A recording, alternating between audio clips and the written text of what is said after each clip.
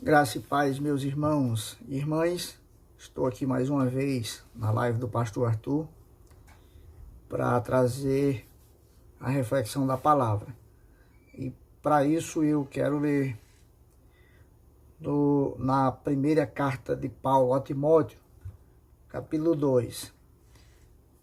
Quero ler os versículos 1 e 2. Leiamos. Antes de tudo, peço que se façam súplicas, orações, intercessões e ações de graças em favor de todas as pessoas. Orem em favor dos que governam e de todos os que exercem autoridade, para que vivamos vida mansa e tranquila, com toda a piedade e respeito. Meus irmãos e irmãs, eu senti o desejo de abordar esse texto nesses dias, porque eu encontrei uma aplicação significativa para os dias atuais, principalmente esses recentes, os mais recentes. O apóstolo Paulo recomenda a Timóteo que ore por todos os homens, mas especialmente que ele ore pelas autoridades, pelos governos, por aqueles que nos governam. E isso significa que no cristianismo é previsto o interesse em que a gente seja governado por governos melhores. Perceba que ele cita um motivo para a gente orar pelos nossos governantes, e é bem interessante. E o motivo está mais relacionado com as pessoas que oram do que com os próprios governantes. Ele diz que a gente deve orar pelos nossos governantes para que a gente tenha vida mansa, tranquila, com piedade e respeito. Em outras palavras, ele está dizendo, olha, a gente quer ter vida de qualidade, a gente quer ter uma vida melhor. E é preciso que a gente entenda que existe um vínculo entre a vida do povo, de um modo geral, e aquelas pessoas que os governam. Então, quando ele nos manda orar pelas nossas autoridades, ele demonstra que há uma relação direta entre a nossa qualidade de vida e as pessoas que nos governam. Poderíamos dizer assim, se a gente quer ter qualidade de vida, a gente precisa entender que a gente precisa de governos de qualidade. Se a gente quer ter vida boa, precisamos ser governados por bons governos. Isso, meus irmãos, a história da humanidade demonstra. Nunca houve vida boa, nunca houve qualidade de vida em nações governadas por déspotas, por homens maus, sanguinários, corruptos. Sempre a qualidade de vida do povo é bastante afetada pela qualidade das pessoas que governam sobre eles. Se somos governados por homens bons, há uma relação direta com a nossa boa qualidade de vida. Então, meus irmãos, a gente há de ouvir que a nossa vida particular, individual, sempre dependerá das pessoas que nos governam. E aí, por que que a gente quer se eximir de pensar, de falar e inclusive de orar pelos governos? Ora, a própria palavra cristã, falada pelo apóstolo Paulo, nos recomenda orar pelas nossas autoridades. E, meus irmãos, eu fui compungido a falar desse assunto porque no nosso país nós estamos vivendo uma situação significativamente crítica. Como a maioria das nações do mundo, estamos na pandemia do século XXI.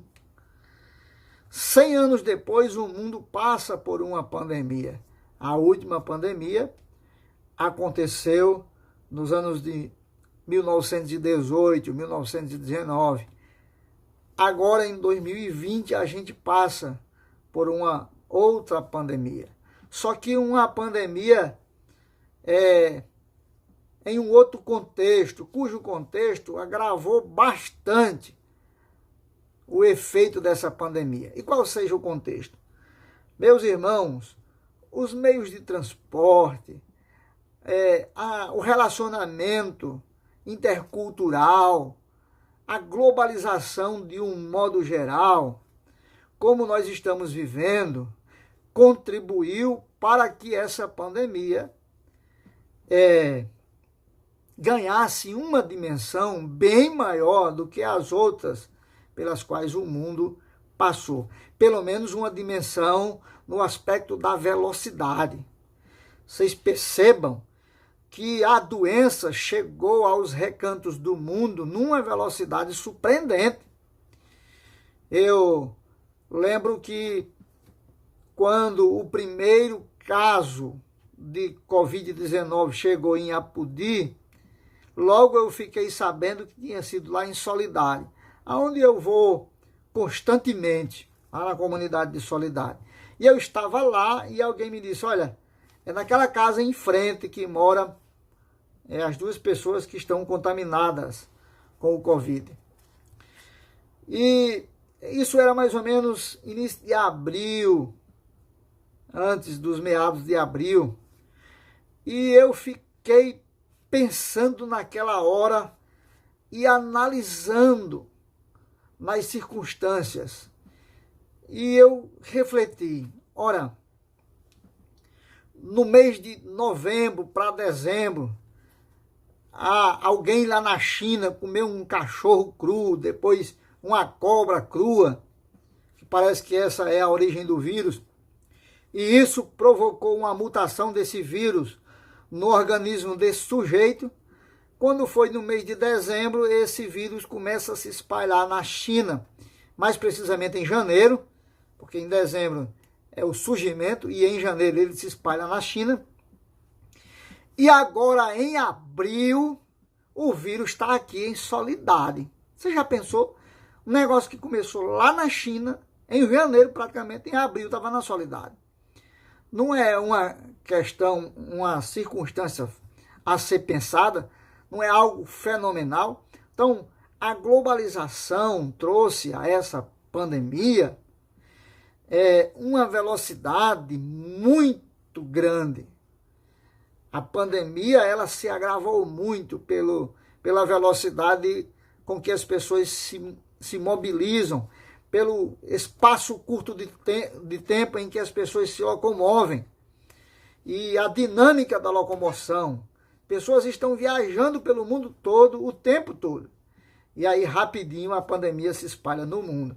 Então, é uma doença preocupante por causa desse contexto. Preocupa muito os governos, as nações, e todo mundo está, além de afetado já, além de contar seus inúmeros mortos e com previsão de consequências nas economias mundiais, sem precedente. Além disso, a preocupação como lidar com o problema, que se agravou bastante por causa desse contexto que eu falei. Mas no caso do Brasil, meus irmãos, a situação é pior. Mas pior, tem como ser pior? Tem. Porque em meio a uma pandemia que vai desenrolar ou desembocar numa crise econômica, talvez sem precedente, já há quem faça previsão de alcançarmos uma depressão, é quando a economia praticamente para e muitas pessoas ficam desempregadas e até muitas morrem de fome. Já há previsão de uma depressão. Então, enquanto nós enfrentamos um problema de saúde sanitário gigantesco e que vai desembocar, não é que pode, vai desembocar numa crise econômica gigante, nós demos a esse caos uma crise política. Então, digamos assim, o Brasil hoje ele passa por uma tempestade perfeita, porque tudo que era para dar errado deu. Nós tivemos a crise sanitária, que está desembocando numa crise econômica e agora a crise política. Porque os políticos, no meio da tempestade, no meio do caos, resolveram brigar entre si e continuar com suas picuinhas e suas desavenças pessoais, ideológicas, partidárias. Já pensou? Isso não está acontecendo nos países civilizados, meus irmãos. Não existe oposição política na América, não existe oposição política na Europa, mas existe como existe. Só que, mediante a situação que a gente vive, o que os países civilizados fizeram? Os governos fizeram? Os opositores dos governos guardaram as suas questões de oposição por enquanto. Todas as suas desavenças e as suas diferenças foram colocadas de lado para que eles enfrentassem o problema da pandemia, que é muito grave. No Brasil, não. Em meio à pandemia, começa-se a se acirrar ainda mais as desavenças políticas. E, inclusive, com risco de desequilíbrio entre a harmonia dos três poderes. Aí está se agravando a política do Poder Judiciário com o Executivo, e o Executivo também revidando as questões contra o Judiciário, né? E o Legislativo também querendo pedir um impeachment do presidente numa tempestade dessa. Já pensou? Eu não estou aqui defendendo nenhum político, porque todos estão muito errados em acirrarem uma crise política nessa época. Nós não podíamos estar passando por uma crise política. Nós não podíamos estar passando pelo caos na política que estamos passando, né?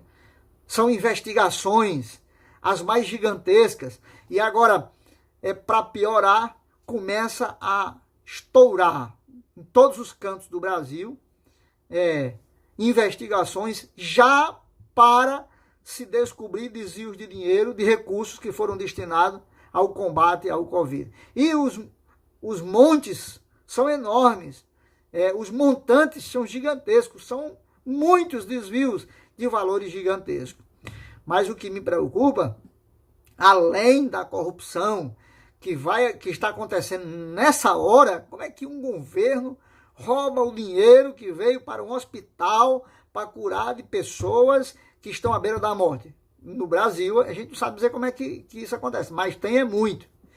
Mas além dessa corrupção, a rapidez com que essas investigações aconteceram, isso dá uma conotação política também enorme. O camarada não está investigando o outro que roubou, não é porque ele queira apurar o roubo do dinheiro público, é porque ele quer comprometer a pessoa do outro político. Veja que as investigações elas são direcionadas também. Então nós vivemos uma crise política, meus irmãos, gigantesca, num momento que nós não podíamos viver. Por isso, meus irmãos, esse texto bíblico faz um enorme sentido para nós cristãos. Oxalá que eu tivesse condições de gritar, de fazer a minha voz chegar ao maior número de pessoas para pedir a elas: vamos nesse momento acatar a recomendação de Paulo, de Timóteo 2:2, e orar pelos nossos governantes. Nós precisamos de governantes melhores. Os que tem aí não está dando certo, nenhum nem outro. Não está dando certo. A comprovação de que não está dando certo é que eles estão brigando numa crise. Então não está dando certo. Precisamos orar pelos nossos governantes. Como é que se ora pelos governantes? Ora, se os governantes são responsáveis por nos dar vida de qualidade, nós precisamos também de governantes de qualidade. Então se ora a Deus pedindo governantes melhores, governantes de qualidade, que realmente pense no bem-estar do povo, no bem-estar da coletividade, e não em suas próprias pessoas e carreiras e famílias. Pense no povo. Né? Lembro que agora, sem querer defender nenhum e nem outro, mas um governador ligou para o ministro da Economia e disse: abandone o governo para salvar a sua biografia. Olha só, que egoísmo. E a nação, como é que fica? Ainda bem que o ministro da Economia, não é defendendo ele, mas deu uma resposta retrucando essa convocação. Mas já pensou, o camarada diz: olha, não se importe com a crise, deixa o Brasil pegar fogo, deixa o circo pegar fogo, importante é você salvar sua biografia. Meus irmãos, nós não temos políticos de qualidade. Alguns apenas, são poucos. Alguns governantes nossos têm qualidade, pensam no bem-estar do povo, mas a maioria não tem. E nós temos culpa nisso. Porque nós nos omitimos na política, nós achamos que política é do diabo, mas a política é do diabo porque nós não entregamos ela aos homens de Deus. Né? Então, entregamos ela aos homens do diabo, então os homens do diabo é quem governa. E também porque nós não oramos. E aí, você não tem como refutar a minha palavra, porque é a Bíblia que manda você orar pelos seus governantes. E é se você quiser ter vida de qualidade. Mas se você não quiser que a vida seja mais tranquila, como diz a Bíblia, que a vida seja mais, você tenha direito de viver com respeito, piedade, você não quer viver assim, então pode deixar qualquer político governar. Mas se você quer vida de qualidade, você precisa de governos de qualidade. E aí a Bíblia manda se orar por isso, para você ter isso, meu irmão, minha irmã. Vamos orar, vamos fazer um clamor e também passar para frente essa palavra, mostrar para as pessoas: olha, a Bíblia manda a gente orar pelo nosso governo, e está na hora da gente orar, porque a gente não tem governo que presta. Está muito ruim o nosso cenário de governantes e autoridades. Então, meus irmãos e irmãs, que Deus nos abençoe e nos dê da sua graça, e vamos fazer isso.